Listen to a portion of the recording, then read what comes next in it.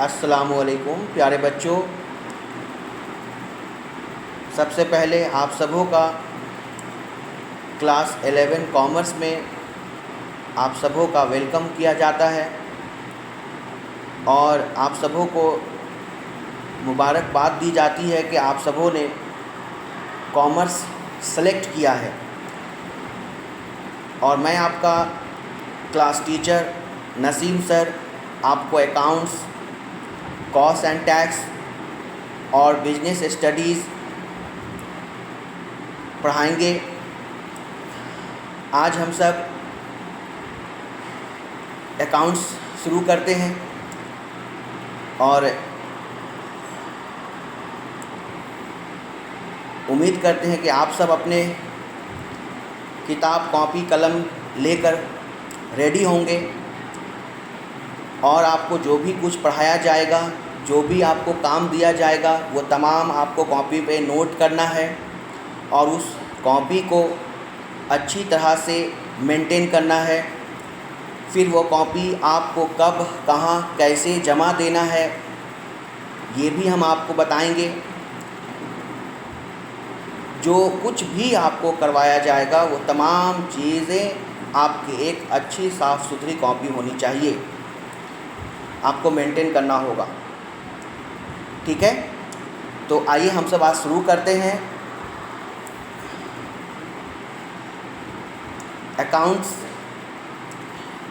तो आपको पहले ये बताया जाए कि अकाउंट्स क्या है, अकाउंटिंग क्या है, अकाउंटेंसी क्या है, बुक कीपिंग क्या है, ये सारी बातें आज हम सब करने वाले हैं। तो प्यारे बच्चों, सबसे पहले अकाउंटिंग का मीनिंग क्या होता है। आप अच्छी तरह से जानते हैं अकाउंट्स में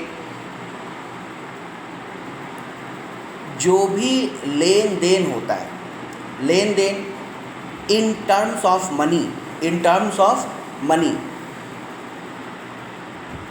यानी कि ऐसा कोई भी लेन देन जिसे हम पैसे में मेज़रमेंट कर सकते हैं, उन्हीं ट्रांजैक्शंस को रिकॉर्ड किया जाता है।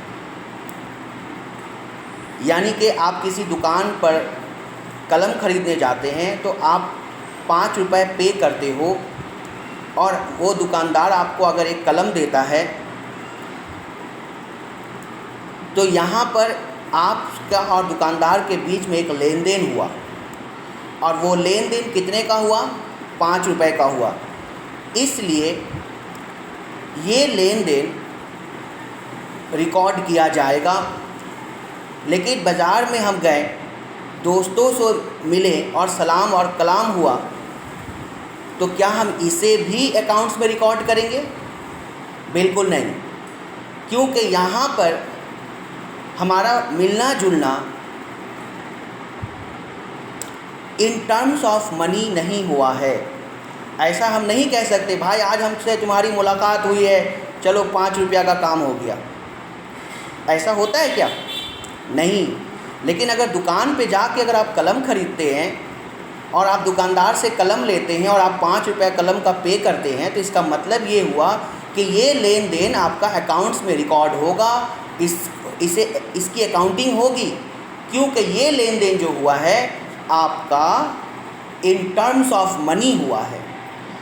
तो याद रखना, वो लेन देन, वो ट्रांजैक्शन जो इन टर्म्स ऑफ मनी हो उसे ही रिकॉर्ड किया जाएगा। Okay my dear. अब आइए सबसे पहले मैं आपको बता दूं अकाउंटिंग क्या है। देखिए, मैंने आपके सामने स्क्रीन पर अकाउंटिंग का डेफिनेशन रखा है। मैं इस वीडियो के बाद भी इसको भेज दूंगा, आप इसे कॉपी पे नोट करेंगे। आइए देखते हैं इस अकाउंटिंग का डेफिनेशन क्या है। देखिए, डेफिनेशन में सबसे पहले देखिए डेफिनेशन में क्या कहता है। Accounting is an art of recording. Accounting क्या है?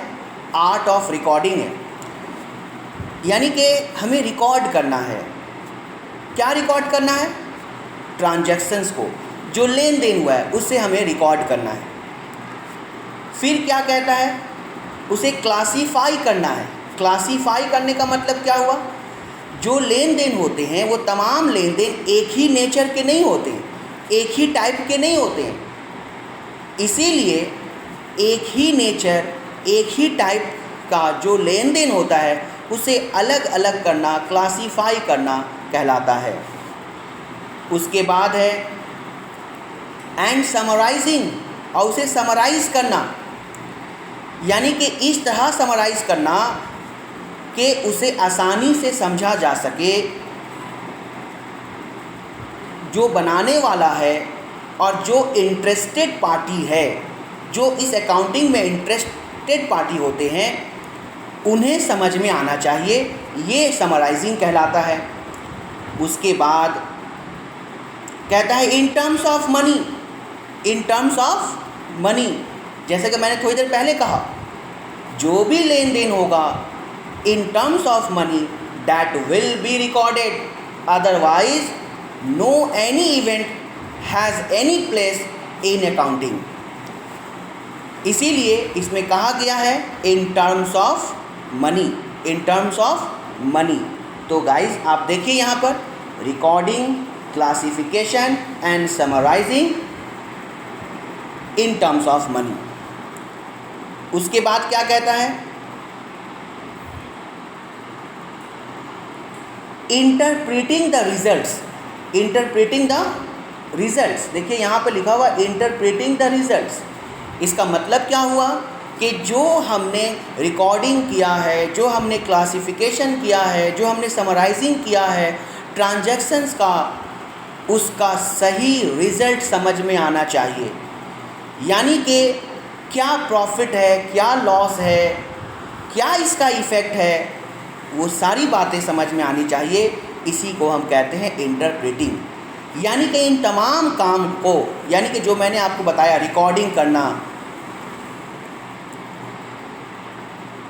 रिकॉर्डिंग करना, क्लासीफाई करना, रिकॉर्डिंग करना, क्लासीफाई करना, समराइज़ करना, उसके बाद इंटरप्रीट करना, ये सारों काम मिलाकर कहते हैं अकाउंटिंग। This is accounting. ठीक है बच्चों, तो अब हम लोग अकाउंटिंग का मीनिंग समझ चुके हैं। अकाउंटिंग क्या है? एक बात और बता दें आपसे, अकाउंटिंग से पहले बुक कीपिंग होता है। अकाउंटिंग से पहले बुक कीपिंग। ये बुक कीपिंग क्या है?